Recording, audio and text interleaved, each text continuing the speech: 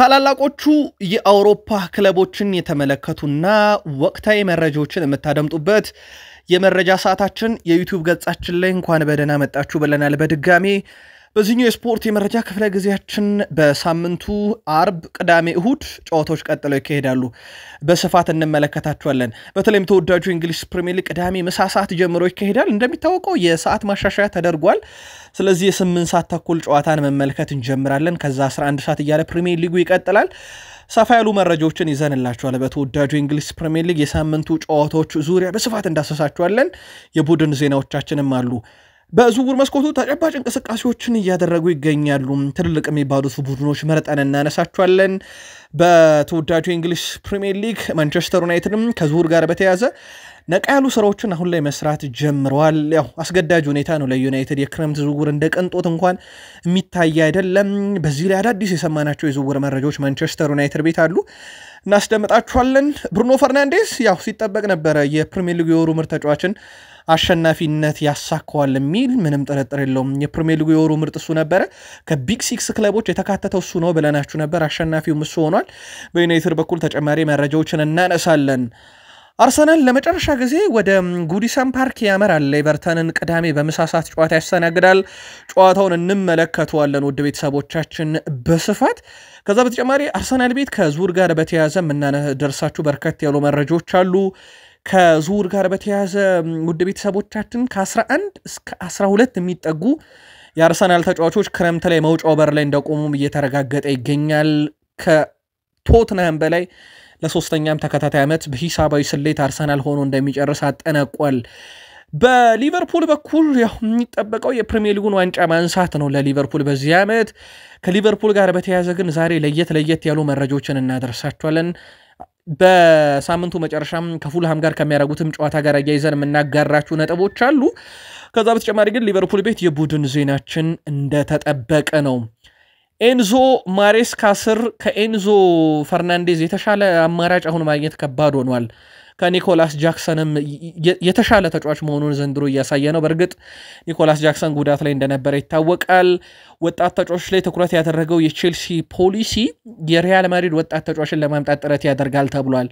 ትላንትናም ግብ አስቆጥሯል። የ3 ወር ዕድሜን የቀረው በፓልሜራስ ቤት እጅግ በጣም አስደናቂውን ኢስታቪዮ ዊሊያንን እናነሳለን። ከዛ ውጭ ኮል ፓልመር አነጋጋሪነቱ እንደቀጠለ ነው። ተጨማሪ መረጃዎችን ታደምጣላችሁ በሱ ጉዳይ ላይ። በማንቸስተር ሲቲ በኩል ኬቨን ደብሮይነ ከ9 ዓመት በኋላ ከማንቸስተር ሲቲ ጋር እንደሚለያይ በይፋ ተረጋግጧል። ዛሬ በነበረው ጋዜጣዊ መግለጫ ላይ ኬቨን ደብሮይነ ከ6 የፕሪሚየር ሊግ እና ከአንድ የአውሮፓ ሻምፒዮንስ ሊግ ግዙፍ ዋንጫዎች ማሳካት በኋላ አመቱ የመጨረሻው መሆኑና በነፃ ወኪል ማንቸስተር ሲቲን እንደሚለቅ በራሱ አንደበት ዛሬ ያረጋግጧል። ትልቁም ዜና ነበር ውድ ቤተሰቦቻችን በዛሬው ዕለት። በአውሮፓም ከትልቅ ክለቦች እንደ ሪያል ማድሪድ፣ ባርሴሎና ያሉ ክለቦችን ወቅታዊ መረጃዎቻችን ዛሬም እንደተጠበቁ ናቸው። ከኛ ጋር ቆዩ። ላይክ፣ ሰብስክራይብ፣ ሼር ማድረግ ደግሞ እንዳይረሳ ውድ ቤተሰቦቻችን። በድጋሜ መልካም ቆይታ ተመኘን። የእንግሊዝ ፕሪሚየር ሊግ ቅዳሜ ምሳ ሰዓት ጉዲሰን ፓርክ ኤቨርተን ከአርሰናል በሚያደርጉት ጨዋታ ይጀምራል። ክሪስታል ፓላስ ከብራይተን ኤንድ ሆቭ አልቢየን ሴልኸርስት ፓርክ ስቴዲየም፣ ኢፕስዊች ታውን ከወልቭስ ፖርትመን ሮድ ስቴዲየም፣ ዌስትሃም ዩናይትድ ከበርንማውዝ ለንደን ስቴዲየም 11 ሰዓት ላይ የሚደረጉ ጨዋታዎች ሲሆኑ ምሽት 1 ሰዓት ከ30 አስቶን ቪላ ከኖቲንግሃም ፎረስት ጨዋታቸውን ያደርጋሉ። ምናልባት የስፔን ላሊጋ አፍቃሪያን ሪያል ማድሪድ እና ባርሴሎናን ጨዋታ መከታተል ካሻችሁ ቅዳሜ ሪያል ማድሪድ ከቫሌንሻ አመሻሽ 11 ሰዓት ከ15 ደቂቃ፣ እንደዚሁም ባርሴሎና ከሪያል ቤት ምሽት 4 ሰዓት ቅዳሜ የሚደረጉ ጨዋታዎች ናቸው። በእርግጥ ሌሎችም በርከት ያሉ የሊግ ጨዋታዎች ይካሄዳሉ። የእንግሊዝ ፕሪሚየር ሊግ 30ኛ ሳምንት ተደርጎ ተጠናቋል። ለኒካስል ዩናይትድ እና ለክሪስታል ፓላስ ብቻ ነው አንድ ጨዋታ የሚቀራቸው። ሊቨርፑል በ73 ነጥብ ይመራል። አርሰናል በ61 ይከተላል። ኖቲንግሃም በ57 ከ1 እስከ 3 ያለውን ደረጃ ሰንጠረዥ ይዘዋል። የ30ኛ ሳምንት የተወዳጁ የእንግሊዝ ፕሪሚየር ሊግ ሁሉም ጨዋታዎች ተደርገው ከተጠናቀቁ በኋላ የደረጃ ሰንጠረዡ በዚህ መልኩ ከነገርናችሁ የሁስኮርድን የሳምንቱን ምርጥ 11 እንንገራችሁ። ግብ ጠባቂ ኤሜላኖ ማርቲኔስ ከአስቶን ቪላ ተመርጧል። ሶስት ተከላካዮች ኦሾዋ ከኢፕስዊች ታውን፣ ሞሪሎ ከኖቲንግሃም ፎረስት፣ ቨርጂል ቫን ዳይክ ከሊቨርፑል፣ አራት የአማካይ ስፍራ ተጫዋቾች ሞርጋን ሮጀርስ ከአስቶን ቪላ፣ ኮል ፓልመር ከቼልሲ፣ ቶናሊ ከኒካስል ዩናይትድ፣ ሊዊሽ ዲያስ ከሊቨርፑል፣ ሶስት የፊት መስመር አጥቂዎች ስትራንድ ላርሰን ከወልቭስ፣ ሚኬል ሜሪኒዮ ከአርሰናል እና ሊያም ዴላፕ ከኢፕስዊች ታውን የሳምንቱ ምርጥ 11 በሁስኮርድ የተመረጡ ናቸው። ውድ ቤተሰቦቻችን አጫጭር መረጃዎቻችን ይቀጥሉ። ፕሪሚየር ሊጉ ላይ እንመለሳለን። የፊፋው ፕሬዝዳንት ዣን ኢንፋንቲኖ በሀገረ አሜሪካ የሚደረገውን የዓለም ክለቦች ዋንጫ ትኬት ለ30,000 የካሊፎርኒያን እሳት ማጥፋት አደጋ ለተሳተፉ የፈርስት ኤድ አባላት እንደሚሰጡ አረጋግጧል። ዘንድሮ የዓለም ክለቦች ዋንጫ ነፃ ነገር በስቶታል። አሁን 30,000 ትኬቶችን ለነኚህ ለቅድመ እርዳታ ለሰጡ የካሊፎርኒያ እሳት ማጥፋት ሂደት ላይ ለተሳተፉ ግለሰቦች ከመስጠትም በተጨማሪ የነፃ የቴሌቪዥን ስርጭቶችም ይኖሩታል ተብሎ እንደሚጠበቅ ይታወቃል። ለማንኛውም አወዛጋቢው የፊፋ የዓለም ክለቦች ዋንጫ በአሜሪካ አዘጋጅነት ሊደረግ ጥቂት ወራት እንደቀሩት ይታወቃል። ሪያል ማድሪድ የዜና ምንጮች እንዳረጋገጡት ከሆነ ቲቦት ኮርቷ ለአርሰናል ጨዋታ ይደርሳል የሚሉ መረጃዎች ወጥተዋል። ታማኙ የዜና ምንጭ ሪልቮ ዋቢ አድርጎ ፋብሪዚዮ ሮማኖ እንደዘገበው ከሆነ በሪያል ማድሪድ በኩል የጉዳት ነገር በጣም አሳሳቢ ሆኖ ሳለ ቲቦት ኮርቷ ግን ለአርሰናል ጨዋታ ላይ ማድረስ ከፍተኛ ጥረት እየተደረገ ነው ተብሏል። የባርሴሎና ፕሬዝዳንት ሁዋን ላፖርታ ማለም መብታችን ነው ብለዋል። ማለም መብታችን ነው፣ ያውም በነፃ የሚገኝ ነገር ነው። ማለም አያስከፍልም። አሁን እኛ እያለምን ያለነው ታዲያ 3 ዋንጫዎችን በዚህ ውድድር ዓመት ማሳካት ነው ብለዋል። የቀርቧቸውም 3 ዋንጫዎች ነው፣ አትጠራጠሩ ብለዋል። ይህንን ነገር በህልም ደረጃ ወይም በቅድ ደረጃ አስቀምጠነዋል፣ እናሳካዋለን እያሉ ነው። የአውሮፓ ሻምፒዮንስ ሊግ፣ ኮፓ ዴላሬን እና የስፔን ላሊጋን ዋንጫ እንደማለታቸው ነው። ከባርሴሎና ጋር በተያያዘ ግን ሼዝኒ አነጋጋሪው ግብ ጠባቂያቸው በአትሌቲኮ ማድሪዱ ጨዋታ አንድም ኳስ እንዳላዳነ ይታወቃል። ያው አንድም ኢላማውን የጠበቀ ሙከራ አላደረጉበትም፣ ግብም አላስቆጠረም። 1-0 ነው የተሸነፈው አትሌቲኮ ማድሪድ እና አሁን በባርሴሎና ቤት ያለው የእግር ኳስ ህይወት በጣም የተለየ ነው ብሏል እና ምናልባት በርካቶች የቀድሞውን ባርሴሎና እያሰቡ ይሆናል። አሁን ግን በተለየ መንገድ እየተጫወትን ነው። በዚህ ቡድን እጅግ በጣም ደስተኛ ነኝ ብሏል ግብ ጠባቂው ሼዝኒ። ዩሌስ ኮንዴ 99 ተከታታይ ጨዋታዎችን ያለ እረፍት አድርገዋል። ብታምኑም ባታምኑም ከ2023 ጀምሮ ከኖቬምበር 2023 ጀምሮ 99 ጨዋታ ለባርሴሎና እና ለሀገሩ ያለ እረፍት ነው ያደረገው። በአጠቃላይ ጨዋታን ከተቀያሪ ጨዋታን ሳይጫወት ካለፈው 493 ቀናት አልፈዋል። ይህ እጅግ በጣም አስደናቂ ነው። ለመጨረሻ ጊዜ ፖርቶም ከባርሴሎና ባረጉት ጨዋታ ነበረ ተጫዋቹ ምንም አይነት ጨዋታ ሳያደርግ አልፎት የነበረው። ከዛ ውጪ ግን ወይ ተቀይሮ ገብቶ ወይ በቋሚነት 99ኛ ጨዋታው ላይ ደርሷል። አንቷን ግሪዝማን አትሌቲኮ ማድሪድን ለመልቀቅ መቃረቡ እየተዘገበ ይገኛል።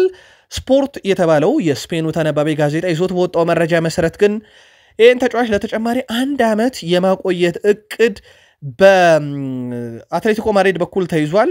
ምናልባት ከተጫዋቹ ጋር ድርድር በቀጣይ ሊያደርጉ ይችላሉ ተብሎ ይጠበቃል። ከአትሌቲኮ ማድሪድ ጋር ግን ዳግም ከፈረመ በኋላ ያለ ዋንጫ ሊሰናበት ከጫፍ ደርሷል። አንቷን ግሪዝማን በቀጣይ ውድድር ዓመት የአሜሪካ ሜጀር ሊግ ሶከር መዳረሻ ይሆናል ቢባልም አትሌቲኮች ግን እያጤኑት ነው ተብሏል። ስኮትላንዳዊ የናፖሊ አማካይ ስፍራ ተጫዋች ስኮት ማክቶሚኔይ ሰዎች የጣሊያን ሴሪያን በተመለከተ የተሳሳተ ግንዛቤ እንዳላቸው ገልጿል። ሰዎች ጣሊያን ወይም ላሊጋ ከፕሪሚየር ሊግ በእኩል ደረጃ አይደሉም ብለው ሲናገሩ መጠንቀቅ አለባቸው ሲል ስኮት ማክቶሚኔይ ተናግሯል። የቀድሞ ማንቸስተር ዩናይትድ የሆኑ የናፖሊ አማካይ ስፍራ ተጫዋች ስኮት ማክቶሚኔይ እኔ እዚህ ከመጣው በታክቲክና በአካል ብቃት ከባድ የሆኑ ጨዋታዎችን አሳልፌያለሁ። ስለዚህ የጣሊያን ሴሪኤ አሊያም ደግሞ የስፔን ላሊጋ ከእንግሊዝ ፕሪሚየር ሊግ ያነሰ ፉክክር የሚደረግበት ወይም ያነሰ እግር ኳስ ያለበት አይደለም፣ በብዙ ነገር ከባድ ሊግም ነው ብሏል። ብዙዎች በዓለም ዙሪያ የተወዳጁ የእንግሊዝ ፕሪሚየር ሊግ አፍቃሪና አብዛኛው የፕሪሚየር ሊግ ክለብ ደጋፊዎች ናቸው። ከፕሪሚየር ሊግ ውጭ ግን የምትደግፉት ክለብ እናንተ ማን ነው? በሐሳብ መስጫ ሳጥናችን ላይ ልታጋሩን ትችላላችሁ።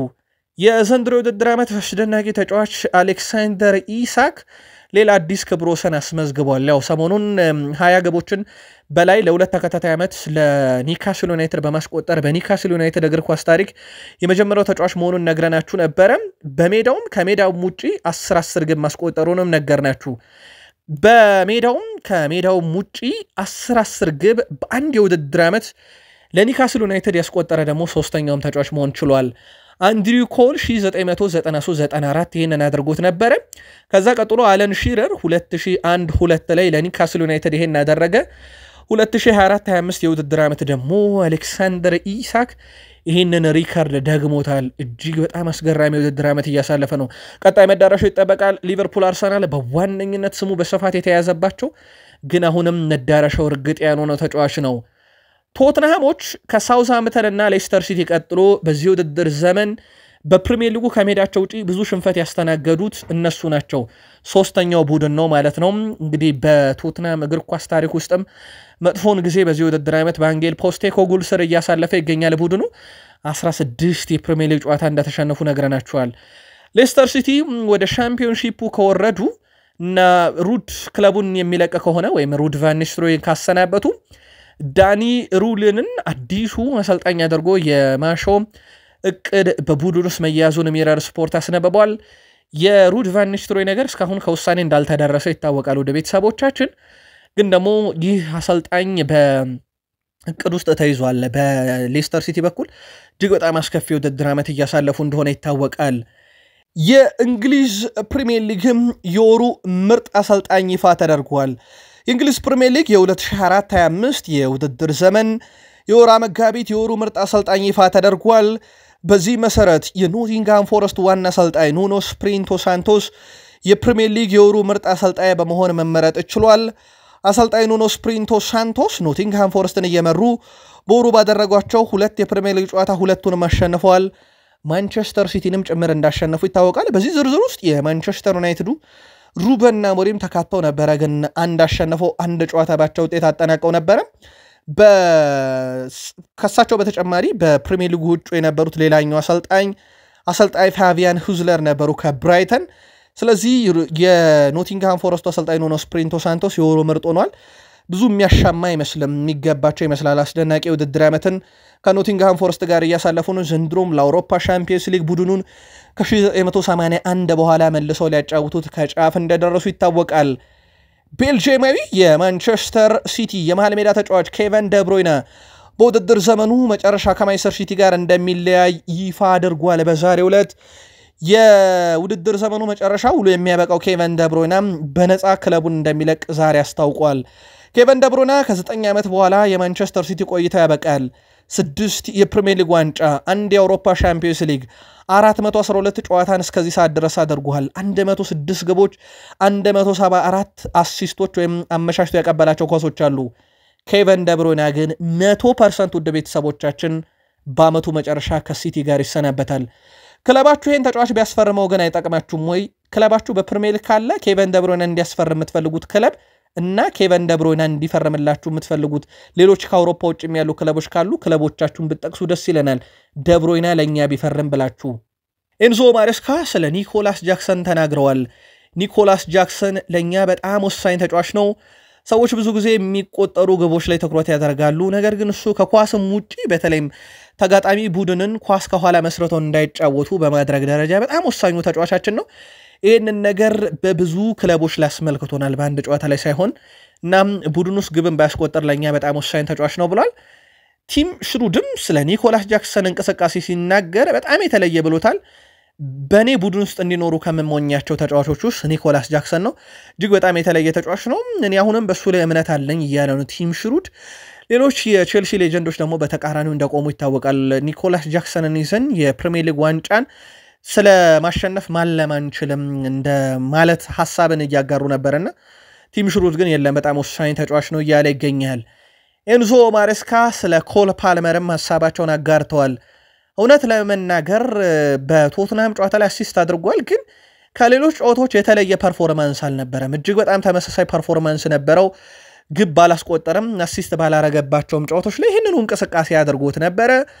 ልዩነቱ ያው የግብ አስተዋጽኦና ለማበርከቱ ነው ባለፉት ጨዋታዎች ላይ ወይም ደግሞ ግብ አለማስቆጠር ወይ ማሰስት አለማድረግ ነው ከዛ ውጪ ግን የሱ ብቃት ወርዶ አልተመለከትኩትም ነበር ቶትናም ላይ ግብ ስላስቆጠረ እንደተለየ ነገር አታስቡት አሁንም ፓልመር ምርጥ ተጫዋች ነው ሲሉ አሰልጣኝ ኤንዞ ማሬስካ ተጫዋቻቸው ላይ የሚደርሰውን ትችት ተከላክለውታል የ17 ዓመቱ ኢስታቪዮ ትላንትና በኮፓ ሊበርታዶሬስ ለፓልሜራስ አስደናቂ ግብ አስመለከተን በአጠቃላይ በዚህ ውድድር ዓመት የ17 ዓመቱ ታዳጊ 30 የግብ አስተዋጽኦ ለፓልሜራስ በሁሉም ውድድር አለው እንዳትረሱ ከ3 ወር በኋላ ይህ ተጫዋች የቼልሲ ንብረት ይሆናል አስደናቂ ውድድር ዓመትን እያሳለፈ የሚገኘው ስታቪዮ ዊሊያን የ17 ዓመት ታዳጊ ነው ቀጣዩ ፓልመር በአውሮፓ እግር ኳስ እያሉት ይገኛሉ ምናልባት በርካቶችን በጉጉት እየጠበቁት ይገኛሉ የዚህን ተጫዋች ሁኔታ ቼልሲ የውድድር ዓመቱ እንደተጠናቀቀ የሪያል ማድሪዱን የፊት መስመር ተጫዋች ኤንድሪክን ወደ ክለባቸው በሁለት አማራጮች ለማምጣት እቅድ ይዘዋል ተጫዋቹ ሙሉ ለሙሉ መልቀቅ ከፈለገ ሪያል ማድሪድን በቋሚ ዝውውር ምናልባት ማድሪድን መልቀቅ ካልፈለገ ግን 2026 የዓለም ዋንጫ በሀገረ ብራዚል ጥሪ ሊያስገኝለት የሚያስችል ከጨዋታ ደቂቃ ጋር የውሰቱን ሊያቀርቡለት እቅድ ተይዟል ነው የተባለው ተጫዋቹ ሰሞኑን በተለይም በብራዚል ብሔራዊ ቡድን በኔይማር ጁኒየር ጉዳት ምክንያት እንጂ የተጠራው ከስብስብ ውጭ እንደነበረ ይታወቃልና ለዛም እሱ ራሱ ስጋት እንደገባው ሲናገር ነበር አሁን ታዲያ ቼልሲዎች ይህንን እንደ አማራጭ አቅርበውለታል ተብሏል በኤንዞ ማሬስካ ስር ኒኮላስ ጃክሰን ካደረጋቸው 14 የግብ አስተዋጽኦ አሁን ኤንዞ ፈርናንዴዝ በልጧል ኤንዞ ፈርናንዴዝ ካስታወሳችሁ የኤንዞ ማሬስካ የመጀመሪያ ተመራጭ አልነበረም ቡድኔ እሱ ሲኖር የመከላከል ሚዛኑን ይስታል ብለው ከብቃት ጋር በተያያዘ ጉዳይ ሳይሆን ኤንዞ ማሬስካ ፈርናንዴዝ ላይ ያንን ያሉት ቡድኑ ሚዛን ስለሚያጣ የግዴታ የሮሚዮ ላቪያና የካይሴዶን ጥምረት ስል ተጠባባቂ ወንበር ሊጀምር ይችላል ብለው ነበረ ላቪያ ሲጎዳ ወደ ጨዋታ የመጣው ኤንዞ ፈርናንዴዝ አሁን የቡድኑ ቁልፍ ተጫዋች ሆኗል ከአጥቂው ከጃክሰንም በላይ ግብ አስተዋጽኦ ዘንድሮ አለው 15 በእርግጥ ኒኮላስ ጃክሰን ጉዳት ላይ እንደነበረ ይታወሳል በፕሪሚየር ሊጉ ረጅም ያለመሸነፍ ጉዞ አሁን በሊቨርፑል ስር እንዳለ ይታወቃል በዚህ ውድድር ዓመት 26 ኤቨርተን 29 ነበረም በራሱ በሊቨርፑል ተረቶ ቆሟል የረጅሙ ያለመሸነፍ ጉዞ በዚህ ዓመት የኤቨርተን አሁን ቀጥሎ ከሊቨርፑል 26 ጨዋታ ቀጥሎ የምናገኛቸው ክለቦች ከሊቨርፑል በ22 ጨዋታ ያለመሸነፍ ጉዞ ያንሳሉ ኖቲንግሃም ፎረስት አርሰናል ፓላስ ጨዋታ ለመጨረሻ ጊዜ የተሸነፉት ከአራት ጨዋታ በፊት ነበረ ሊቨርፑል 26 ጨዋታ መልቶታል መረጃውን ያገኘነው ከሁስኮርድ ላይ ነው ዛሬ ሊቨርፑል ቤት 22ኛ የልደት በዓሉንም እያከበረ የሚገኝ ተጫዋች አለ ሃርቪ ኤሊዮት ይህ ተጫዋች እንደሚታወቀው 22 ዓመት ይሙላው እንጂ 16 ዓመት እያለ ወይም ደግሞ ከ6 ዓመት በፊት ነበር የተቀላቀለው 140 ጨዋታዎችን ተቀይሮ እየገባና በቋሚነት አድርጓል 14 ግብና 16 አሲስት አለው ቀጣዩ ውድድር ዓመቱ ከሊቨርፑል ጋር ምን ያህል ጊዜ ይሁን አይሁን የሚለው አይታወቅም ምናልባት ክረምት ላይ ኤንዞ አሰልጣኝ አርኔ ስሎት ውሳኔ ወስኑበታል ተብሎ ይጠበቃል በዚህ ክረምት እንግዲህ የሚጠበቀው የዳርዊን ኑኔዝ እና የዲያጎ ጆታን ቆይታ በተመለከተ ከሁለት አንዳቸው የመልቀቅ ዕድላቸው በጣም ሰፊ ነው ሁለቱም ሊሰናበቱ የሚችሉበት ደግሞ አማራጭም አለ ነገር ግን ምናልባትም ዲያጎ ጆታን ሊያቆዩት ይችላሉ እንደ ምክንያት የተወሰደውም ደግሞ ሁለገብ መሆኑ ነው ግን በዝውውር መስኮቱ ክረምት ላይ የሚያስፈርሟቸው ተጫዋቾች ይወስናሉ የጆታ ቆይታ የዳርዊን ኑኔዝ ግን ኦልሞስት ያበቃለት እያሉት ነው በርካቶች ጆታ ግን ተቀይሮም እየገባ ቢሆን ለቡድኑ ቁልፍ ነው በዛ ላይ ሐሰተኛ 9 ቁጥር አድርገው ሲጠቀሙት ደግሞ እጅግ በጣም የተለየ ሚና የሚሰጣቸዋል ከሚታወቅበት የ10 ቁጥር ሚና አሊያም የክንፍ ተጫዋችን ማድረገው መጠቀም ይችላሉና የጆታ ጉዳይ ቀጣይ ዝውውር ላይ ተመረኮዝ ነው ኑኔዝ ግን ያለቀለት ጉዳይ ነው ብሏል ሚረር ስፖርት የሊቨርፑል ንብረት የሆነው በውሰት በብላክበርን ሮቨርስ እየተጫወተ የሚገኘው የ22 ዓመቱ የግራ መስመር ተከላካይ ኦን ቤክ ሃምስትሪንግ ጉዳት አጋጥሞታል ከውድድር ውጪ መሆኑን ከዓመቱ ውጪ መሆኑን ተከትሎም የማገገም ሂደቱን እንዲቀጥል ወደ ሊቨርፑል እንደሚመለስም ተረጋግጧል ሊቨርፑል በዚህ ሲዝን በፕሪሚየር ሊጉ ከሜዳ ውጪ እስካሁን ባደረጋቸው 15 ጨዋታ 38 ግቦችን አስቆጥሯል ይህም በጨዋታ በአማካይ 2.53 ግብ በተቃራኒ ሜዳ ላይ ያስቆጥራል በዚህ ውድድር ዓመት ሊቨርፑል በፕሪሚየር ሊጉም ባለፉት 4 ከሜዳ ውጪ ጨዋታ 8 ግቦችን ማስቆጠር ችሏል እነዚህ 8 ግቦች በሳላ የተቆጠሩ ወይም አሲስት የተደረጉ ናቸው ስለዚህ ሳላ ከሜዳ ውጪ ሲጫወት ጥሩ ሪከርድ አለው ባለፉት 4 ጨዋታዎች ላይ ከፉልሃም ጋር ወደ ክራቨን ኮቴጅ አቅንተው ነው በዚህ ሳምንት ጨዋታቸውን የሚያደርጉት ሊቨርፑል ከለንደን ክለቦች ጋር ያደረጋቸውን ያለፉት 3 ጨዋታ ከሜዳ ውጪ ማሸነፍ ችሏል ለመጨረሻ ጊዜ በተከታታይ 4 ከሜዳ ውጪ ለንደን ክለቦችን ያሸነፈው በ2021 የውድድር ዓመት ነበረ ዘንድሮ ይህንን ሪከርድ ለማስቀጠል ወደ ክራቨን ኮቴጅ አምርቶ እሁድ ጨዋታውን የሚያደርግ ይሆናል። ማን ይህን ጨዋታ ይወጣል የሚለው ይጠበቃል። ሊቨርፑል ያንን ጨዋታ የሚያሸንፍ ከሆነ የፕሪሚየር ሊጉን ዋንጫ ለማንሳት በሚያደርገው ፉክክር ላይ 3 ጨዋታዎች ብቻ የሚቀሩትም ይሆናል። አርሰናል በቀጣይ ክረምት በርካታ ተጫዋቾችን ወደ ቡድኑ ያመጣል ተብሎ ይጠበቃል። ከዛው በተቃራኒ ግን የሚለቁ ተጫዋቾችም ይጠበቃሉ። በአርሰናል ቤት እርግጥ ያልሆኑና በቀጣይ ሊለቁ ይችላሉ የተባሉ እንዲሁም የተረጋገጡ ተጫዋቾች ውስጥ ዚንቼንኮ፣ ዣኮቭ ኪዮር፣ ቶማስ ፓርቴ፣ ጆርጊኒዮ፣ ቴርኒ፣ ኑኖ ታቫሬዝ፣ አልበርት ሳምፒሎ ኮንጋ፣ ፋቪዮ ቬራ፣ ሌሳንድሮ ትሮሳርድ፣ ቶሚያሱ፣ ራሂም ስተርሊንግ እና ኔቶ ናቸው። በእርግጥ ራሂም ስተርሊንግ ኔቶ በውሰት ያሉ ተጫዋቾች ስለሆኑ 100% ይለቃሉ። እነ ቶማስ ፓርቴ፣ ጆርጊኒዮ የኮንትራታቸው የመጨረሻ ዓመት ላይ ናቸው። እነ ፋቪዮ ቬራ በፖርቶ አስደናቂ ውድድር ዓመትን ቢያሳልፉም የማይክል አርቴታ ተቀዳሚ ምርጫ አይደሉም። እነ ሌሳንድሮ ትሮሳርድ ቀጣይ ክረምት ለሚደረገው ዝውውር የበጀት ማሟያም ጭምር ይሆናሉ የሚሉ መረጃዎች በስፋት እየወጡ ነውና እነኚህ ወደ 12 የሚጠጉ ተጫዋቾች በአርሰናል ቤት ቆይታቸው 100% ያልተረጋገጡ ናቸው። ጋብሪኤል ማጋሌሽ ቀጣይ እሱን ተክቶም ቡድኑን ስለሚያገለግለው ዣኮቭ ኪዮርም ሐሳቡን አጋርቷል። በጃኮቭ ኪዮር አምናለሁ፣ እሱ ከቡድናችን ያነሰ ደረጃ ቢሰጠውም ትልቅ አቅም ያለው ተጫዋች እንደሆነ አውቃለሁኝ። እመኑኝ፣ በሱ እምነት አለኝ። ቀጣይ ውድድር ዓመት ከሱ ጋር ጥሩ ጊዜ እንደምናሳልፍ እርግጠኛ ነኝ ያለ ነው። በእርግጥ ከዣኮቭ ኪዮር በተጨማሪ ቦታው ላይ እንደ ቤን ዋይትንም ያለ ተጫዋች ሊጠቀሙ ይችላሉ። በእርግጥ አርሰናል ቤት አሁን ጉዳት አስቸገራቸው እንጂ ካላፊዮሪንም በማጋሌሽ ቦታ መጠቀም ይችሉ ነበር። ሊዩስ ማይል ስኬሊ በቦታው ላይ ስለሚጠቀሙት በግራ የመከላከል ስፍራ ላይ ካላፊዮሪ ራሱ ጉዳት ላይ ነው። አሳሳቢው ጉዳይ እሱ ነው። ከዛ ውጪ ቤን ዋይትም ወጣ ገባ እያለ ነው። የተረጋገጠ ነገር የለም። 100% የተረጋገጠው የዣኮቭ ኪዮር ጉዳይ ነው። ለዚህም ማጋሌሽ በሱ ላይ እምነት አለኝ እያለ ነው። አርሰናል በተከታታይ 3 ዓመት ከቶትንሃም በላይ ሆኖ እንደሚያጠናቀቅ በሂሳባዊ ስሌት ተረጋግጧል። አርሰናል 61 ነጥቦችን ይዞ ሁለተኛ ነው። ቶትንሃም በ34 ነጥብ 14ተኛ ነው። የሁለቱ ክለቦች ያለ የነጥብ ልዩነት እጅግ በጣም ሰፊ የሚባል ነው። በቀሩት ጨዋታዎች 8 ጨዋታዎች ሊገኝ የሚችለው ነጥብ 24 ነውና እነኚህ 24 ነጥቦች ቢደመሩ ራሱ ከ58 በላይ ሆኑም ለቶትንሃም ሆትስፐርስና በሂሳባዊ ስሌት አርሰናል ማጠናቀቁን አረጋግጧል። በቶትንሃምና በአርሰናል መካከል ያለው ፉክክር ውድ ቤተሰቦቻችን እዚህ ድረስ ነው። ከአርሰናል በላይ ሆኖ መጨረስ ለቶትንሃም ስኬት ነው። ለአርሰናልም ከቶትንሃም በላይ ሆኖ መጨረስ እንደ ስኬት እንደሚቆጠር ይታወቃል። ለንደን ላይ ካላቸው ፉክክር አንጻር የቪክተር ዮኬሬስ ዝውውር በቅርበት እየተከታተለው እንደሆነ ዴቪድ ኦርኔስቲ ያስነብቧል። በእርግጠኝነት ይህ ዝውውር አሁን ከሚደረግበት ጥረት አንጻር የመጠናቀቅ ዕድሉ ሰፊ ነው ብሏል። ቪክተር ዮኬሬስም የአውሮፓ ትልቅ ክለቦችን መቀላቀል ዋነኛ ትኩረቱን መሆኑን ተከትሎና አርሰናል እያደረጉ ከሚገኙት እንቅስቃሴ አንጻር ቪክተር ዮኬሬስ ቀጣዩ አርሰናል ፈራሚ ስለመሆኑ ጥርጥር የለውም ብሏል ዴቪድ ኦርኔስቲ። እስካሁን አርሰናል ላይ ከባድ ጫና ያሳረፈበት ቡድን የለም።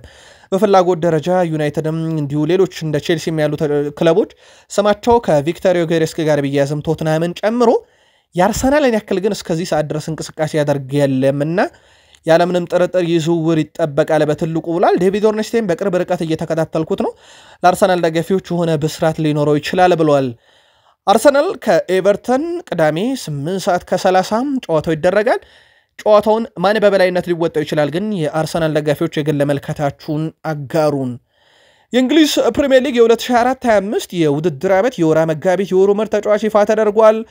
በዚህ መሰረት ፖርቹጋላዊ ማንቸስተር ዩናይትድ የፊት መስመር ተጫዋች ብሩኖ ፈርናንዴዝ የወሩ ምርጥ ተጫዋች በመሆን በአብላጫ ድምፅ መመረጥ ችሏል። ብሩኖ ፈርናንዴዝ 5ኛውን የእንግሊዝ ፕሪሚየር ሊግ የወሩ ምርጥ ተጫዋች ሽልማትን አሸንፏል። ፈርናንዴዝ ከዋይኒ ሩኒ እና ቫን ፐርሲ እኩል 5 የወሩ ምርጥ ተጫዋች ሽልማትን በማሸነፍ በርካታ ሽልማት በማሸነፍ 3ኛ ደረጃ ላይ መቀመጥ ችሏል። ብዙ የወሩ ምርጥ ተጫዋች ሽልማትን በማሸነፍ ቀዳሚዎቹ ማን ናቸው የሚለው እንመልከት። ሃሪኬን፣ ሳላህ፣ ሰርጂዮ ኩን አጌሮ በእንግሊዝ ፕሪሚየር ሊግ 7 ጊዜ የወሩ ምርጥ ተጫዋች በመባል ቀዳሚ ናቸው። ሳላህ በዚህ ውድድር ዓመት በፕሪሚየር ሊጉ እየተጫወተ እንደመገኘቱ 1 ጊዜ ካደረገው ብቸኛው ተጫዋች ይሆናል። ክርስቲያኖ ሮናልዶ እና ስቴቨን ጄራርድ 6 ጊዜ የወሩ ምርጥ ተጫዋች ተብሎ በፕሪሚየር ሊጉ ተመርጠዋል። ብሩኖ ፈርናንዴዝ፣ ዋይኒ ማርክ ሩኒ፣ ሩቪን ቫን ፐርሲ 5 ጊዜ የወሩ ምርጥ ተጫዋች ተብለው ተመርጠዋል። 3ቱም የዩናይትድ ተጫዋቾች ናቸው 3ኛ ደረጃ ላይ ተቀመጡት። ስለዚህ አሁን በፕሪሚየር ሊጉ እየተጫወቱ የሚገኙት ተጫዋቾች ሳላህና ብሩኖ ፈርናንዴዝ ናቸው በዚህ ሰዓትና ይህንን ሪካርድ እያሻሻለው መሄድ ይችላሉ። ምናልባት 2 ወር ይቀራልና በቀጣይ ወራት ላይ እነኚህ ሁለት ተጫዋቾች ምርጥ ሆነው ከሁለት አንዳቸው የሚያሳኩ ከሆነ ብሩኖ አንዱን ቢያሳካ ወደ ሁለተኛ ከፍ ይላል። ሳላህ አንድ እንኳን ቢያሳካ ብቸኛው ተጫዋች መሆን ይችላል በፕሪሚየር ሊጉ በርካታ ጊዜ አሸናፊ በመሆን። ብሩኖ ፈርናንዴዝ ግን በዛሬው ዕለት በይፋ ተመርጧል። ብሩኖ ፈርናንዴዝ ለማንቸስተር ዩናይትድ በወሩ ባደረጋቸው ሁለት ጨዋታዎች ሁለት ግቦችና ሁለት አሲስቶችን አበርክቷል። ማንቸስተር ዩናይትድ በማርች ወር ላይ በነበረው የፕሪሚየር ሊግ ጨዋታ ያስቆጠራቸው ግቦች ላይ ማንቸስተር ዩናይትድ ብሩኖ ሁሉም ላይ በቀጥታ ተሳትፏል። ወይ ያስቆጥሯቸዋል ወይ አሲስት አድርጓቸዋል። ብሩኖ ፈርናንዴዝ በቀጣይ ክረምት የሪያል ማድሪድ ዝውውር አካል ነው የሚሉ መረጃዎችም ሰሞኑን በስፋት ሰማን። አሰልጣኝ ሩበን አሞሪም ግን ብሩኖ ፈርናንዴዝ እንደማይሸጥ ለሰር ጂም ራትክሊፍ ለእግር ኳሱን ለሚያስተዳድሩትና ለቦርድ አመራሩ ኦማር ቤራዳ ለዋና ስራ አስፈጻሚውም ጭምር አሳስቧል። ከጋዜጠኞችም ለቀረበለት ጥያቄ ብሩኖ ፈርናንዴዝ በምንም ታምር ዩናይትድን አይለቅም ማለቱ ይታወቃል። እጅግ በጣም አስደናቂ ተጫዋች ስለመሆኑ ደግሞ የወሩ ምርጥነት ሽልማትን በዛሬው ዕለት ተረከበ። ብሩኖ ፈርናንዴዝ ግን ለመጨረሻ ጊዜ በማንቸስተር ዩናይትድ መለያ እየተጫወተ የወሩ ኮከብ ተጫዋች ተብሎ የተመረጠው በዲሴምበር 2020 ነበር። ውድ ቤተሰቦቻችን አሁን 2025 ላይ ደርሰናልና ኦልሞስት ወደ 5 ዓመት ገደማ አልፎት ነበር ማለት ነው። አራቱን ያሳካው ከአምስቱ የወሩ ምርጥ ተጫዋች አሸናፊነት ውስጥ ፌብራሪ 2020፣ ጁን 2020፣ ኖቬምበር 2020 እና ዲሴምበር 2020 ነበር። ከዛ በኋላ ማርች 25 የ2020 ብሩኖ ፈርናንዴዝ ፍጹም የተለየ ነበር በማንቸስተር ዩናይትድ። ከዛ በኋላ የተገኘም የወሩ ምርጥ ወይም የወሩ ኮከብ ተጫዋችነትም ጭምር ነው።